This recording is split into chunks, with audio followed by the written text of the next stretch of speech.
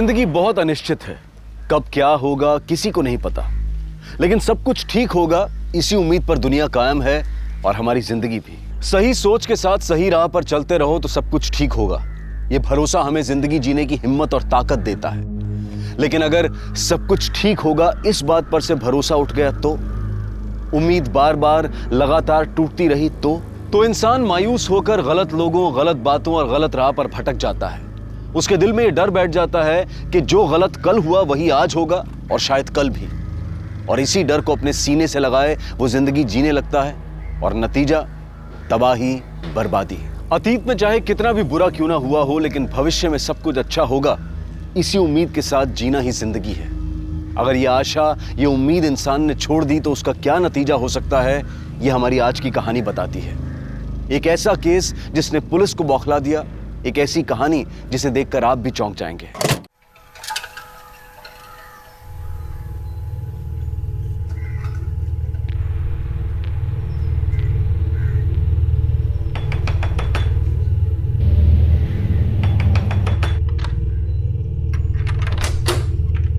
क्या है? पिछले 5 महीने से आप लोगों ने दूध के बिल के पैसे नहीं दिए हैं।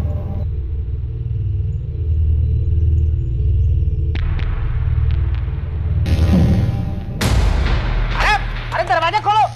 अजय, अजय, माँ जी कहाँ? अरे ये कोई तरीका थोड़ी, हटिए। अरे माँ जी को बुलाइए, पैसा दीजिए। माँ को बुलाइए। आपका पैसा मिल जाएगा, आप बाहर चलिए। अरे 5 महीना हो गया, अभी तक पैसा नहीं मिला। पैसा चाहिए, पैसा चाहिए, पैसा चाहिए। अरे एक मिनट, अरे बबीता, अरे माँ, पैसा दो मेरा। ए, क्या कर रहा है? हा? क्या कर रहा है? कितने पैसे तेरे? हाँ बोल। 5 महीने का 6000 रुपए। पकड़, निकल यहाँ से। उठा पैसे। कल से मैं इधर दूध देने नहीं आऊंगा। चल भाग। छोड़ूंगा नहीं मैं किसी को। हे भगवान। बिल देने में क्या दिक्कत है तुम्हें? इतने से पैसे के लिए सब? ये सब मतलब? मैंने क्या किया? हाथ देख, शुक्रवार का दिन है और शुक्रवार के दिन लक्ष्मी घर से बाहर नहीं जानी चाहिए, और ये हमेशा शुक्रवार को क्यों आता है?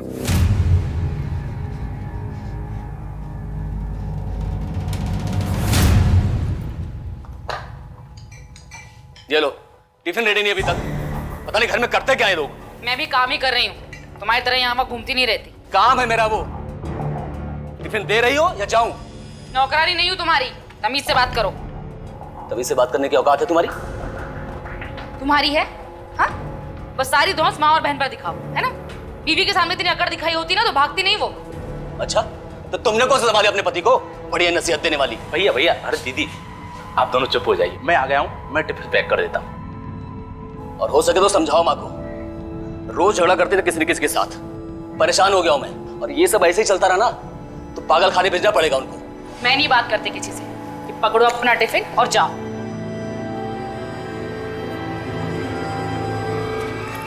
भगवान, कुछ गड़बड़ ना हो जाए बस।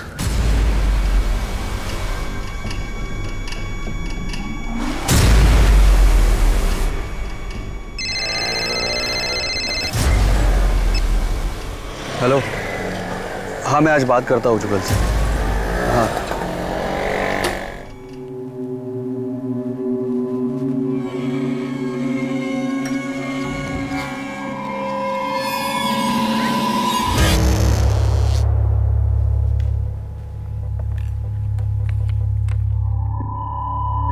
मुझे किसी भी कीमत पर मेरा परिवार चाहिए, हंसता खेलता परिवार।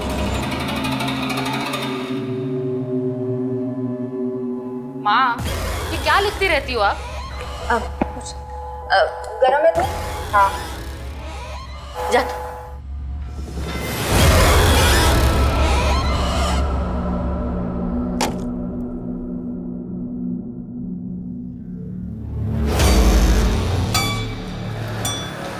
भगवान रक्षा करना, कहीं कोई एक्सीडेंट ना हो जाए आज। चल भाई।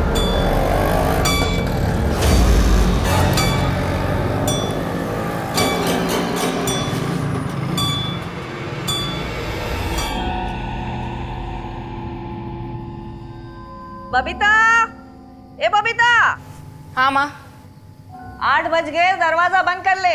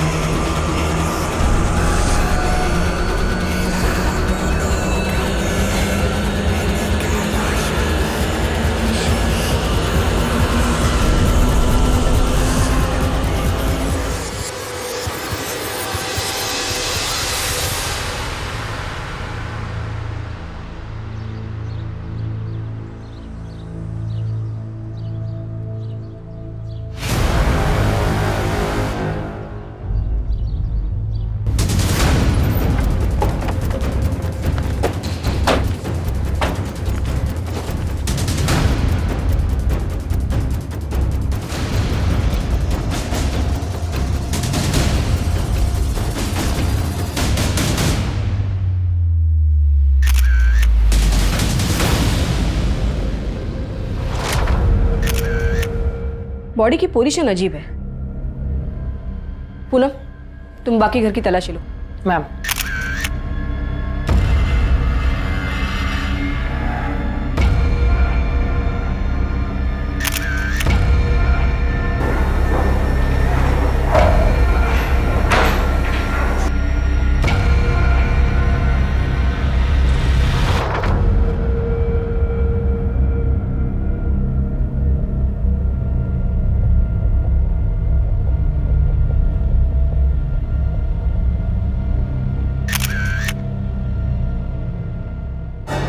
बॉडी के हाथ पे खरोचों के निशान है और सर के पीछे चोट भी है। मैम, दरवाजे पे काफी कुंडिया है, लेकिन खिड़की खुली है। इसका मतलब है कोई भी आ जा सकता। इस कमरे की खिड़की खुली हुई क्यों थी? जुगल भैया अक्सर देर से आते हैं तो उनके लिए खिड़की खुली रखनी पड़ती थी। माँ की वजह से शाम 8 बजे घर के सारे दरवाजे बंद हो जाते हैं। इस उम्र में उन्हें डर लगता है कि कहीं कोई आकर उन्हें कुछ करना दे। किस किस को पता था कि जुगल रात को खिड़की से आना जाना करता है? मैं और माँ के सिवाय राजेंद्र को पता था। राजेंद्र हमारे घर के और बाहर के सारे काम करता है और सुबह सबसे पहले उसने ही जुगल भैया को देखा था।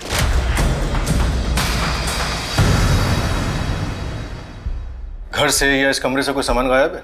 ऐसा कुछ लग तो नहीं रहा। कल जुगल घर कब लौटा? रात 11 बजे तक तो नहीं आए थे और वैसे भी उनके घर आने का कोई फिक्स टाइम नहीं होता।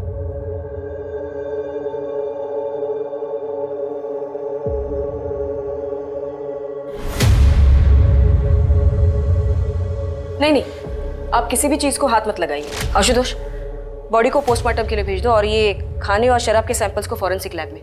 और जुगल के पॉकेट में जो मोबाइल मिला है उसके सारे कॉल रिकॉर्ड्स निकालो।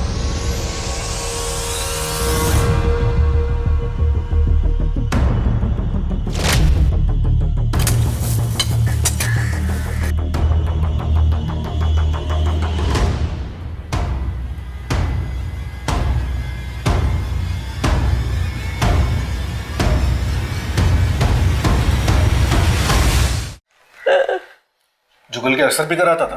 अक्सर, और कभी कभी तो बहुत ज्यादा। किसी से झगड़ा या दुश्मनी थी यहाँ आसपास पड़ोस में या जहाँ काम करता था वहाँ? नहीं। ठीक है, अब हम चलते हैं। कुछ पता चलता है तो हम आपको बताते हैं।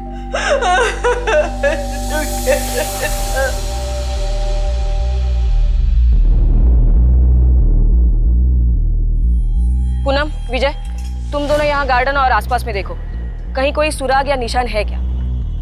बॉडी घसीटने का कोई निशान मिल रहा है क्या, वो भी देखो। Yes ma'am. आशुतोष, पहले हमें ये पता करना है कि जुगल के घर आने से पहले उसके साथ क्या क्या हुआ।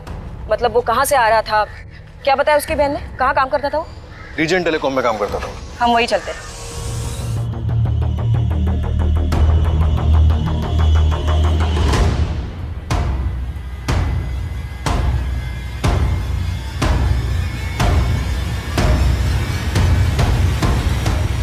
राजेंद्र,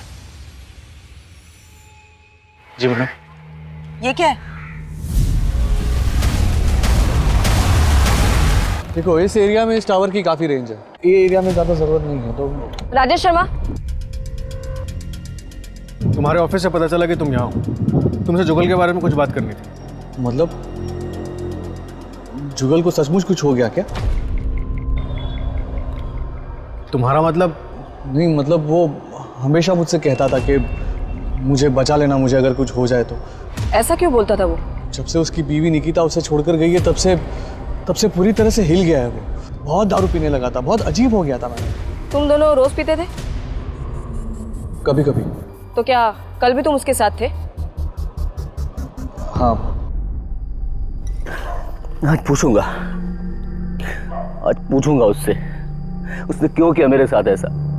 अरे मुझे छोड़कर चली गई, वो गई तो मेरा छलक चला गया, सब कुछ बर्बाद हो गया। और गई तो गई ना, इतना जलील करके गई कि उसने ठीक नहीं किया। राजेश तू मुझे लेकर चल उसके पास, मैं पूछूंगा उससे उसने क्यों किया ऐसा। चल अभी तू मेरे जुगल वो चली गई है मैडम। मैंने उसे कितने बार समझाया कि छोड़ दे, वो चली गई है, बंद कर दे दारू पीना, लेकिन वो मेरी बात मानता ही नहीं था। तो क्या वो कल भी निकिता से मिलने गया था? पता नहीं सर, मैंने तो रात को 11:30 बजे उसे रोज की तरह पास वाले चौराहे पे छोड़ दिया था।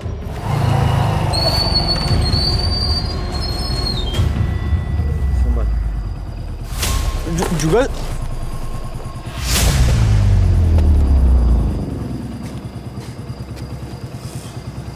टेंशन मत ले, मैं चला जाऊंगा।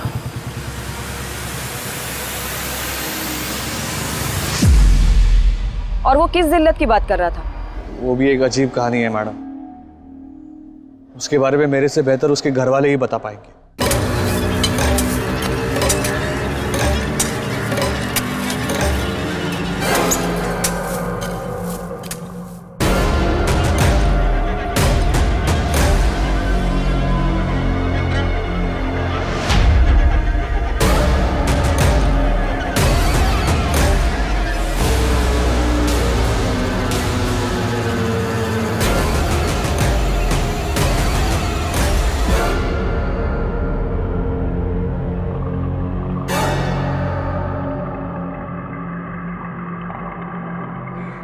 तुमने दफनाया इस कुत्ते को?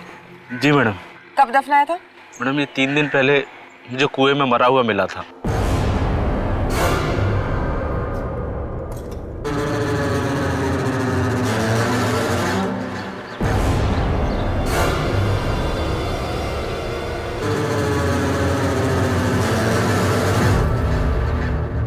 चलो दिखाओ ये कुआं कहाँ है।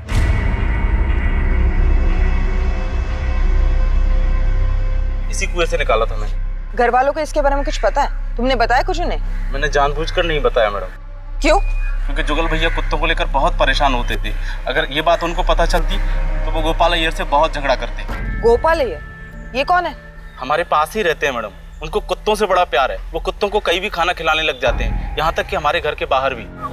अय्यर साहब कितनी बार बोला है आपसे यहाँ पर कुत्तों खाना मत खिलाया करो, आपको बात समझ में नहीं आ रही है? परेशान करके रखा हुआ है। अय्यर साहब आपसे बात कर रहा हूँ, मेरी बात सुन रहे हैं आप? क्या सुनेगा तुम्हारा बात? हा?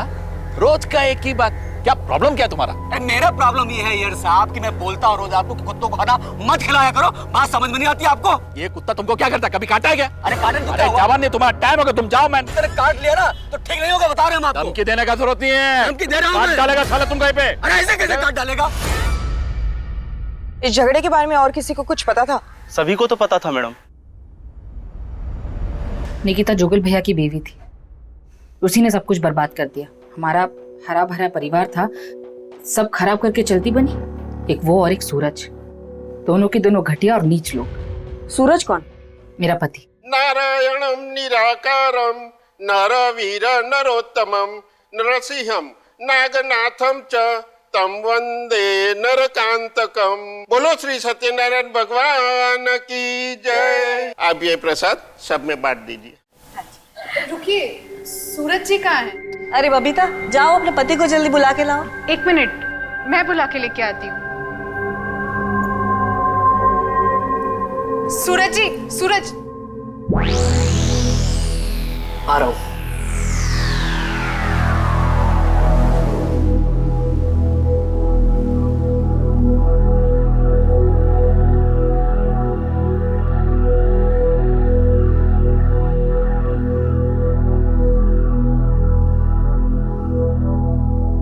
अरे भाई जल्दी आ जाओ, सब वेट कर रहे हैं। आ रहे हैं। बबीता, टॉवल देना। बबीता।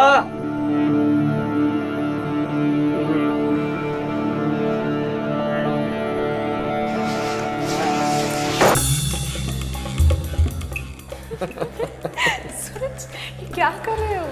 अरे प्यार आ रहा है तुम पे आज। छोड़ो, कोई देख लेगा। अरे यहाँ कौन देखेगा? इतनी दूर खड़ी, उधर आना।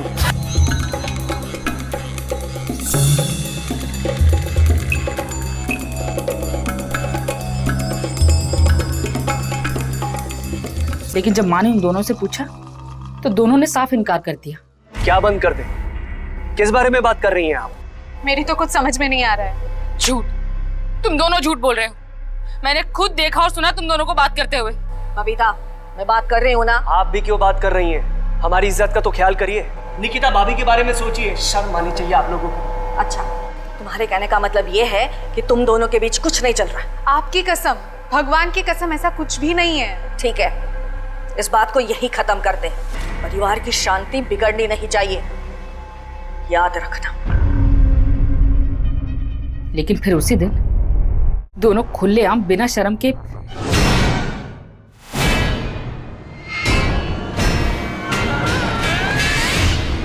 सूरज! सूरज! क्या तुमने अपने पति को ढूंढने की कोशिश नहीं की? नहीं, मैंने सूरज को डिवोर्स दे दिया था। तो सूरज उस घर में घर जमाई बनकर रह रहा था? हाँ, उन दिनों सूरज का काम घाटे में चल रहा था, इसीलिए कुछ दिनों के लिए हम माँ के यहाँ शिफ्ट हो गए थे। सूरज ने मुझसे कहा था कि उसे जल्दी एक बड़ा ऑर्डर मिल जाएगा और फिर हम अपने घर में शिफ्ट हो जाएंगे। फिर उसके बाद आपकी तरह जुगल ने भी निकिता को डिवोर्स दे दिया? नहीं, उसने मना कर दिया था।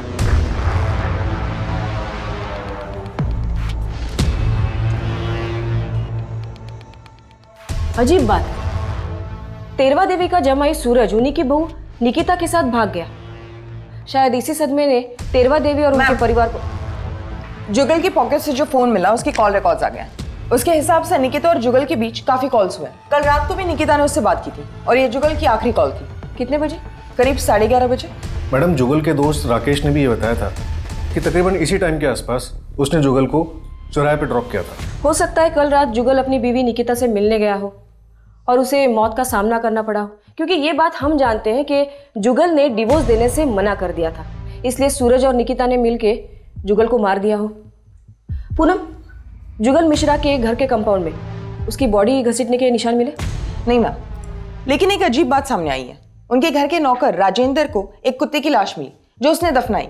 घर वालों में से किसी को नहीं बताया और उसका कहना है कि उसके घर के पास रहने वाले गोपाल अय्यर का जुगल से झगड़ा ना हो, इसलिए उसने ये बात किसी को नहीं बताई। यहाँ इस केस में सब अजीब है। वो बुजुर्ग माँ, उनके जमाई और बहू, नौकर राजेंद्र और अब ये गोपाल अय्यर। इस गोपाल अय्यर की कुंडली निकालो, पता करो कि ये कल रात वो कहाँ था और ये सूरज और निकिता के बारे में पूछताछ करो। वैसे ही आप अर्जुन की भी करोगे ना? क्या मेघा की माँ, नैना की शादी का तो कोई मुकाबला ही नहीं हो सकता। ओ भाई, बस हो गया। मैं अपने अर्जुन और जूही की शादी ऐसे करूंगी कि देखती रह जाओगी, आंखें फट जाएंगी, लाखों में एक। कौन है? माँ कौन है? माँ कौन है? माँ, माँ कौन है? मैं हूँ बबीता। बबीता, वो आया? वो नहीं आया। ऐसे कैसे? तूने उसे जुगल के बारे में बताया था ना? अब उसे आना ही होगा, अब आना ही होगा उसे।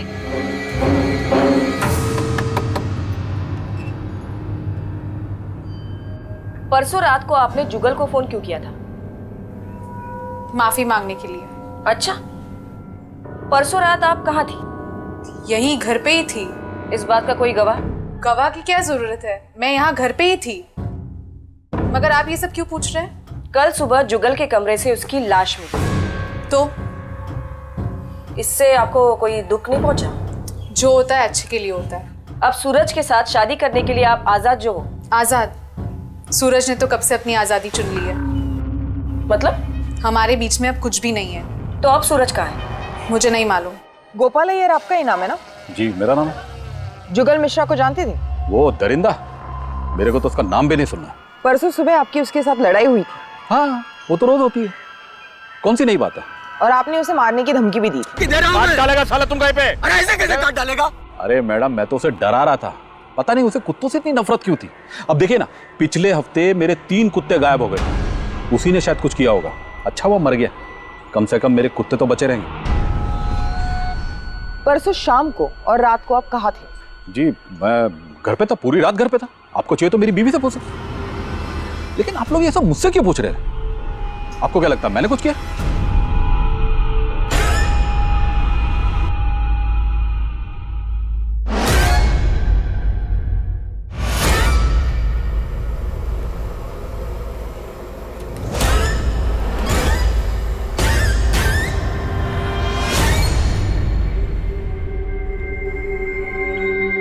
कैसा बना है? ठीक है। अरे ठीक है या अच्छा है?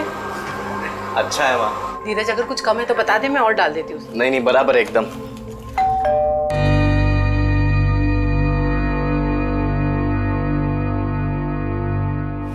धीरज बेटा, कितना बड़ा हो गया है तू।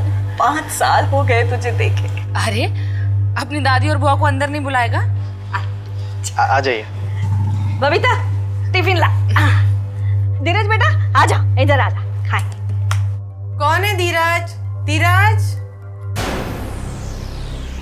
आप दोनों से मैंने साफ साफ कहा है कि आपसे हमारा कोई लेना देना नहीं है। सुनाई नहीं दे रहा आपको? इज्जत से निकल जाइए वरना धक्के मार के निकलवाऊंगी। ये ले धीरज बेटा, ले बेटा, ले। अरे मेरे हाथ का बना घर का ताजा खाना है और सब कुछ इसकी पसंद का है। धीरज, इनके हाथ का बना कुछ मत खाना। क्या नहीं खाने थे उसे, कुछ नहीं होगा उसे। हाँ? फिर भी वो नहीं खाएगा। बबीता खाइए, खा खा, ताकि उसको पता चले कि इसमें मैंने जहर नहीं डाला है। देख, देखा? और सुन, धीरज मेरा पोता है, वो मेरे घर में रहना चाहिए, मेरे साथ। धीरज उस घर में कभी नहीं जाएगा। उस घर में एक भी मर्द जिंदा नहीं रहता है। अब तो जुगल को भी खा गए आप लोग। याद रखता नहीं, बहुत पछताएगी तू। निकलिए।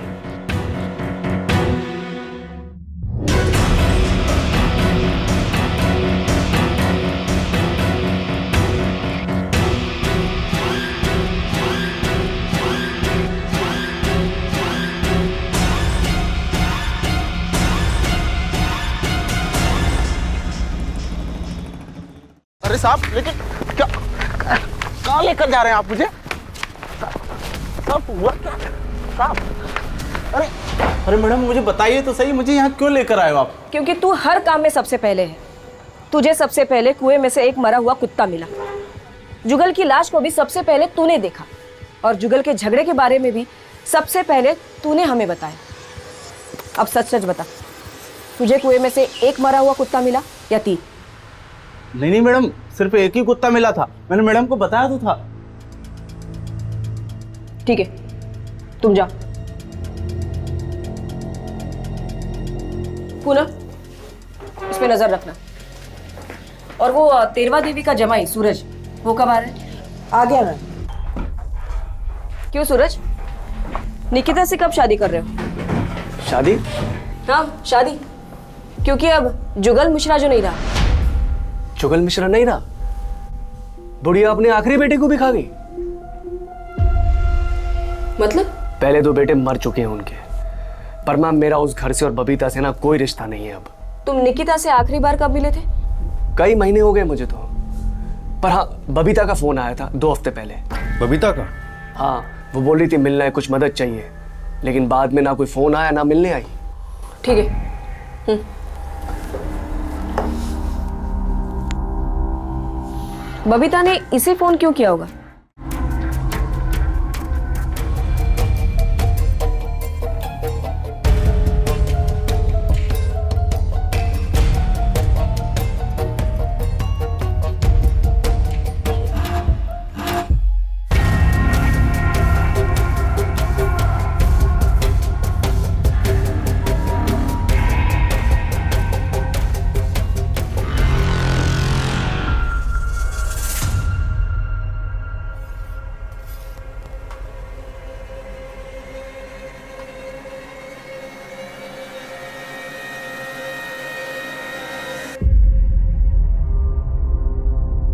बबीता से मिलना है।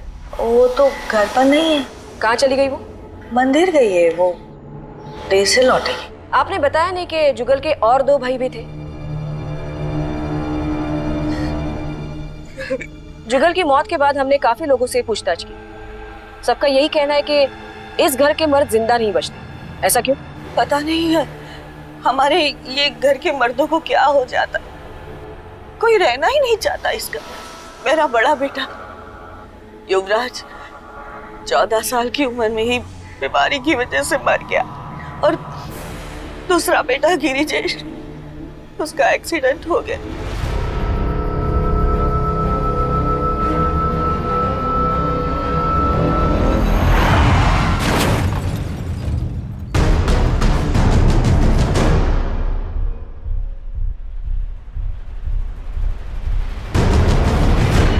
उसके बाद गिरिजेश की बीवी खानी मेरे पोते को लेकर घर छोड़कर चली गई। ये कब की बात है? 8 साल पहले की बात है। बबीता जैसे घर आए उन्हें कहिएगा कि हमें कांटेक्ट करें। और आपका नौकर राजेंद्र कहीं नहीं दिख रहा। गया होगा इधर उधर कहीं, मुझे नहीं पता। नमस्ते साहब।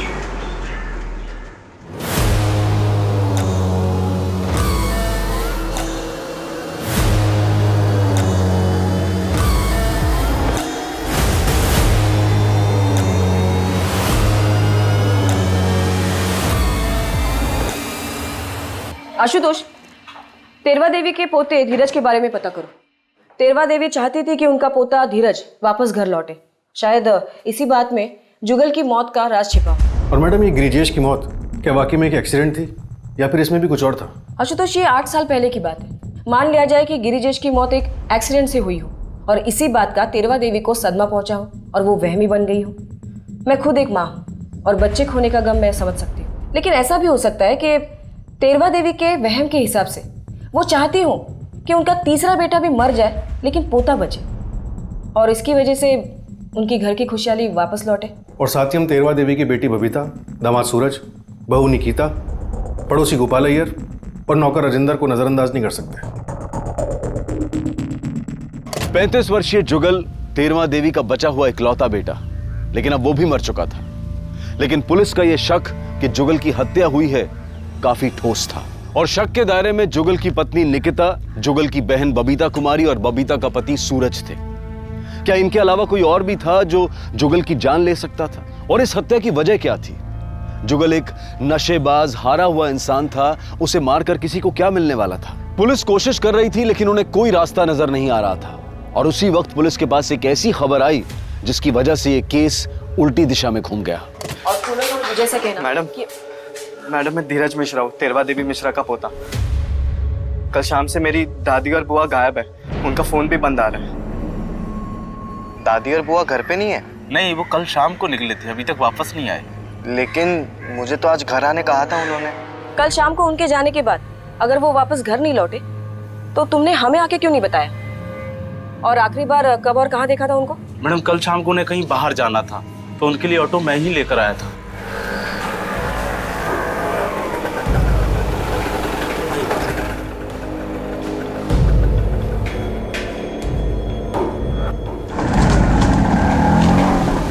उनके पास कुछ सामान वगैरह था? एक छोटी सी थैली थी मैडम, बस। ठीक है, उनके बारे में अगर कुछ पता चलता है तो हम तुम्हें बताते हैं। जी मैडम। आशुतोष, ये बड़ी हैरानी की बात है। बबीता और तेरवा देवी का गायब होना और जुगल की मौत का कुछ ना कुछ तो कनेक्शन है। शायद इन दोनों ने मिलकर कुछ किया हो, लेकिन 2 औरतें एक साथ ऐसे अचानक गायब कहाँ हो सकती है? और वो ज्यादा घर से बाहर निकलती भी नहीं थी। खैर, इन दोनों की फोटोज शहर के सारे पुलिस स्टेशन में सर्कुलेट कर दो।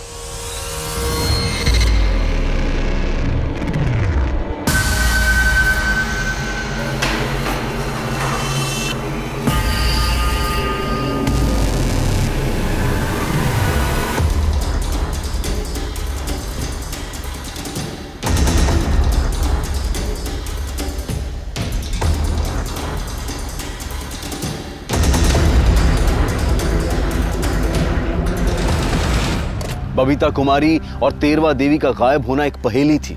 उनके दुश्मन तो काफी थे, लेकिन उनमें से कौन उन दोनों को गायब कर सकता था, इस बारे में पुलिस उलझन में थी और तभी एक बार फिर से इस केस ने रुख बदला। मैडम, जुगल मिश्रा की पोस्टमार्टम रिपोर्ट। इस रिपोर्ट के मुताबिक जुगल की मौत अल्कोहल ओवरडोज की वजह से हुई थी। ज़्यादा शराब पीने की वजह से उसे वॉमिट सेंसेशन हुआ जो उसके विंड पाइप में अटक गया और वो सांस नहीं ले पाया।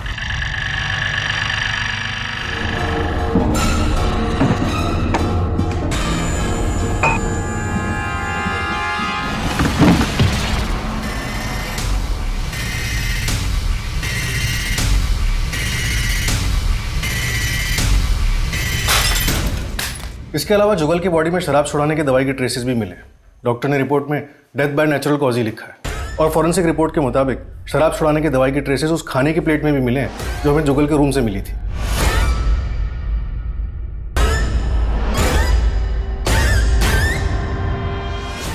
लेकिन अब सवाल ये उठता है कि अगर जुगल की हत्या नहीं हुई थी तो तेरवा देवी और बबीता भागे क्यों? इन दोनों के भागने के पीछे जरूर कोई कारण होगा, या फिर ये भी हो सकता है कि इन दोनों के साथ भी कोई हादसा हुआ हो। मैम, बबीता और तेरवा के फोन रिकॉर्ड्स में कुछ खास हाथ नहीं लगा, लेकिन बबीता की राजेश शर्मा के साथ अक्सर फोन पे बातें होती थी। राजेश शर्मा कौन? वो जुगल का दोस्त? उसका फोन लग नहीं रहा, इसलिए उसका फोन ट्रैक करने के लिए बोल दिया है। ठीक है, तुम राजेश शर्मा को ट्रैक करो, तब तक हम एक बार फिर से तेरवा देवी के घर चलते हैं। शायद वो घर वापस लौटी है। ये घर देख रहे हो तुम लोग? ये घर भी मेरा है, कुछ टाइम में मेरे ही नाम पे हो जाएगा। अरे पैसे बहुत है, टेंशन नहीं है कुछ भी। अपना जो भी हिसाब है ना वो ले दे के खत्म कर देंगे, उसके बाद भाई भाई बैठेंगे, पार्टी करेंगे आराम से। क्या बोलते हो?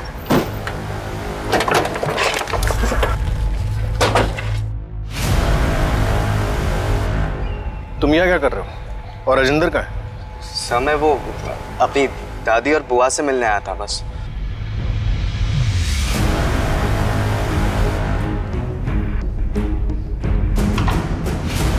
ये राजेश शर्मा का ही घर है ना? हम राजेश का है? पता नहीं मैडम, उसे हमने कहीं बाहर जाते हुए देखा था।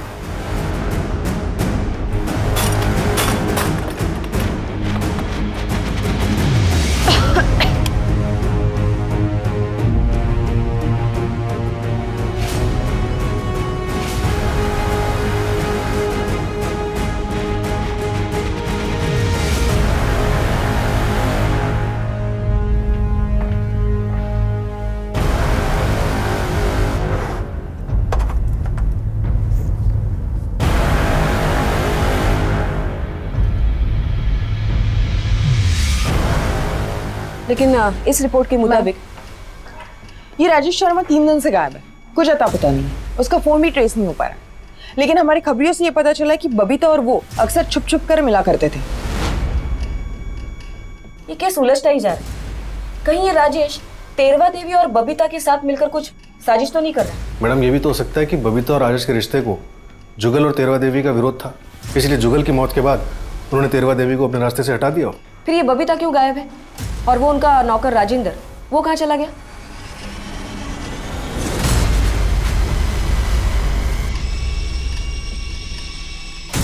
तेरवा देवी की इस डायरी में बहुत कुछ लिखा हुआ है। पुलिस के सामने एक जबरदस्त पहेली थी, तेरवा देवी की वो डायरी जिसमें उसने अपने दुश्मनों के नाम लिखे थे। लेकिन पुलिस ने उन सब से बात की थी और पुलिस को किसी के भी खिलाफ कोई ठोस सबूत नहीं मिला था। उस डायरी में लिखी हुई बातें सच थी या फिर एक बुजुर्ग औरत के असंतुलित दिमाग की कल्पनाएं? क्या यह डायरी पुलिस को अपनी मंजिल तक ले जाने वाली थी या फिर यह डायरी उन्हें गुमराह करने वाली थी? अगर कभी मुझे कुछ हो जाए तो उसके जिम्मेदार ये लोग होंगे।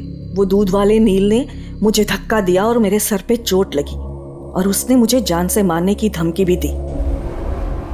मैंने तो अपना पैसा मांगा था मैडम, लेकिन बुढ़िया ने मुझ पे ही डंडे से हमला कर दिया। मैं खुद को बचाने के लिए उसे हल्का धक्का मारा था। फिर तूने क्या किया? बदला लेने के चक्कर में सबकी जान ले ली? नहीं नहीं मैडम, मैंने किसी को कुछ नहीं किया। सूरज और निकिता दोनों बहुत झूठे हैं। उन्होंने मेरे सामने झूठ पे झूठ बोला। उन्हें अपनी गलती की सजा मिलनी ही चाहिए। सर मैं सच बोल रहा हूँ, मैंने कुछ नहीं किया है। सर हमारा एक दूसरे से कोई लेना देना नहीं है। उस परिवार में कोई जिए या मरे उससे हमें क्या फायदा। मैं जो कुछ भी हुआ है उसे भुलाने की कोशिश कर रही हूँ। ये गोपाल अय्यर मेरे जुगल के साथ बहुत झगड़ा करता है। तो मैंने जुगल को सिर्फ धमकाया था। तेरवा देवी और उसकी फैमिली से मेरी कोई दुश्मनी नहीं है। वैसे भी वो औरत थोड़ी पागल थी, आपको यकीन नहीं होता ना, बाहर वो लड़का आकर बैठा ना, आप उससे पूछिए कितना बेइज्जत करके उसको निकाला था घर से। उसने मेरे को सामने आकर बताया उसको भी कुत्तों से बहुत प्यार है। अभी पिछले 2 हफ्तों से मेरे साथ वो कुत्तों को खाना खिलाता है। जुगल की तबीयत खराब होने के बावजूद और मेरे मना करने के बाद भी हितेन ने जुगल को दारू लाके दी। मैं छोड़ूंगी नहीं उसे। अरे एक ही बेटा बच्चा है मेरा। उसे दारू नहीं दिला। माँ जी बोलती थी कि मैं जुगल भैया की जान के पीछे पड़ा हूँ। अब जुगल भैया के ही कहने पे मैं उनके ही पैसों से उनके लिए शराब ला के देता था। अब उनकी तबीयत खराब थी तो उसमें मेरी क्या गलती?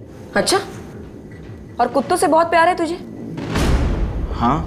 सिर्फ 2 हफ्तों से प्यार है? नहीं मैडम, ऐसा नहीं है। कुत्तों से तो बचपन से प्यार करते हैं, एक गांव में पाला हुआ भी है। ठीक है, जब तक हम नहीं कहते शहर से बाहर जाना मत। आशुतोष, हमें इस पे भी नजर रखनी होगी।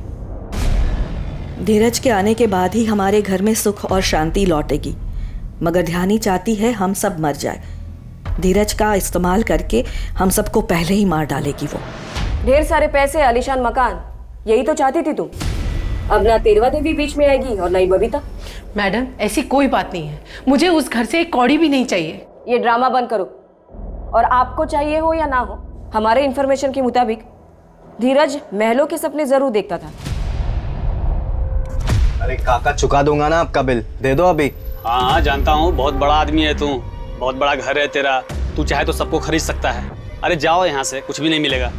मैडम, अगर हमें पैसे और आलिशान मकान ही चाहिए होता तो मेरे पति के मरने के बाद मैं वो घर छोड़कर नहीं आती। वो घर शापित है, वहाँ एक भी मर्द जिंदा नहीं रहता, और अगर मेरा बेटा धीरज वहाँ रहता तो वो भी मर जाता। धीरज, मैंने तुझे मना किया था ना, बोला था ना इन लोगों से दूर रहना। आशुतोष, बबीता के बारे में भी लिखा है इस डायरी में। तेरवा देवी को बबीता के लक्षण ठीक नहीं लग रहे थे। देर से आती थी, जबान लड़ाती थी। मैम, शहर के बाहर वाले जंगल से खबर आई है।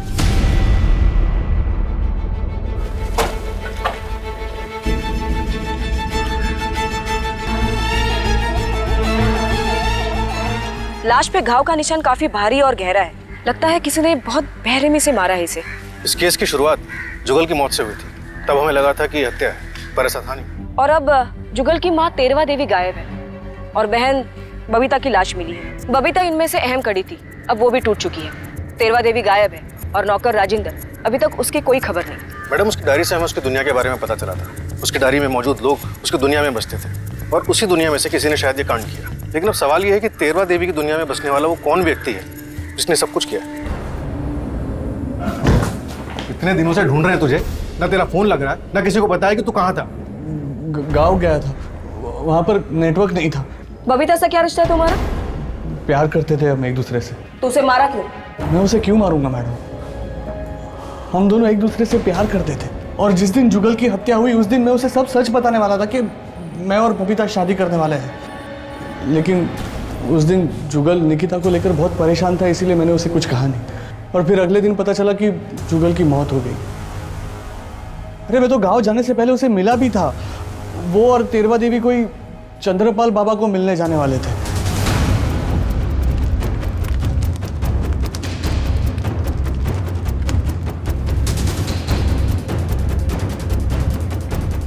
चंद्रपाल,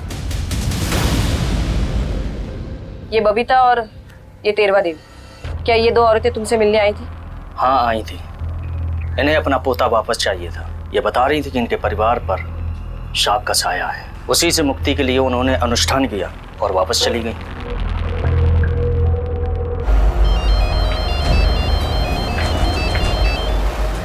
हेलो,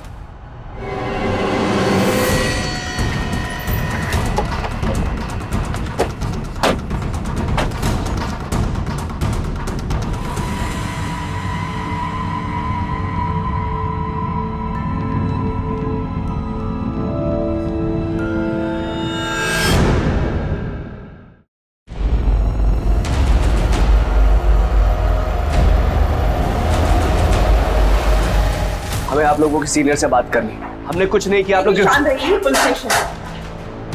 मैम, आपकी टीम हमें जबरदस्ती लेकर आई है। किस लिए? सर, अच्छा बताता हूँ। मैं भी हरिओम चंद्रपाल बाबा का भक्त था। उस दिन मैंने बबीता और तिरवा देवी को उनके आश्रम में देखा था। वहाँ से मुझे पता चला कि वो दोनों वहाँ पे वापस आने वाले थे। तब मैंने हितेन को याद किया।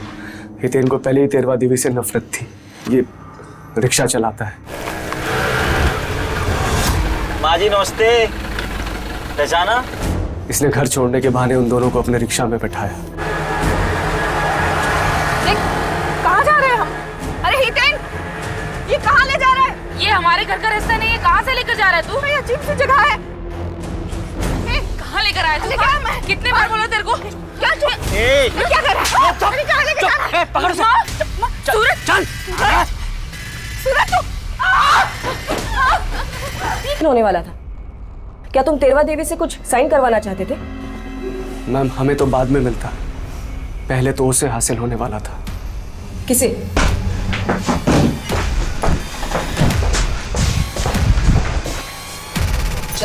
अरे पर मैडम बताइए तो सही क्या हुआ? Madam please.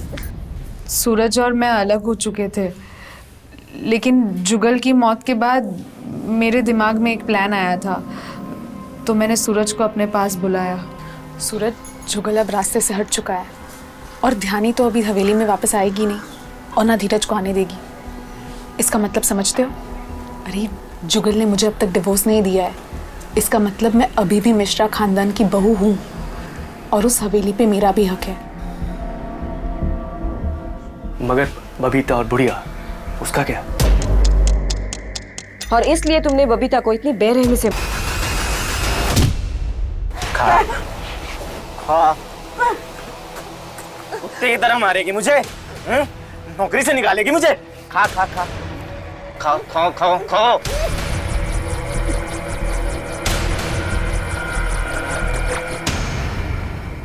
कुत्तों को मैंने मार के वहां फेंका था।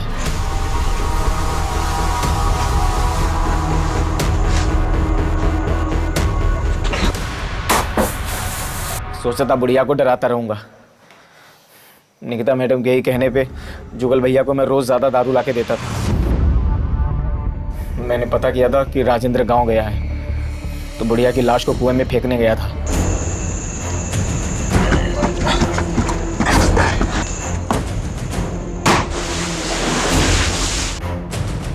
वहां राजेंद्र ने हम दोनों को देख लिया था, इसलिए उसको भी वहीं मारना पड़ा।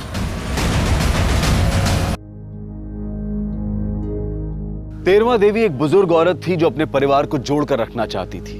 वो चाहती थी कि उसका परिवार एक ही छत के नीचे सुख और शांति के साथ रहे, लेकिन वो हो ना सका और नतीजा उसका भरोसा, उसकी उम्मीद टूट गई। जिंदगी के इस अनिश्चित पहलू ने तेरवा देवी को इस कदर तितर बितर कर दिया कि वो तंत्र मंत्र और तांत्रिक की झूठी बातों पर भरोसा करने लगी। उसका विश्वास ऐसी बातों पर बैठ गया जहां पर सिर्फ फरेब और मक्कारी थी, और था तेरवा देवी के बचे खुचे कुटुंब का अंत। तेरवा देवी अकेली थी, उम्र ढल गई थी, कमजोर थी, और राजेंद्र, निकिता और सूरज ने इस बात का फायदा उठाया। कठिन समय में तेरवा देवी कमजोर पड़ गई और अपनी जिंदगी से हाथ धो बैठी। कठिन समय हर किसी की जिंदगी में आता है और इसी कठिन समय में सबसे ज्यादा शक्ति की जरूरत होती है। हम ये प्रार्थना करते हैं, उम्मीद करते हैं कि ये शक्ति हम सबको मिले। अब मैं अनूप सोनी आपसे विदा लेता हूं। फिर मुलाकात होगी क्राइम पेट्रोल सतर्क के ब्लैक हेडलाइंस अध्याय में एक और नए केस के साथ। और याद रखें, क्राइम और आपके बीच में सिर्फ इतना फर्क है कि आप कितने सतर्क हैं। सतर्क रहें, सुरक्षित रहें। जय हिंद।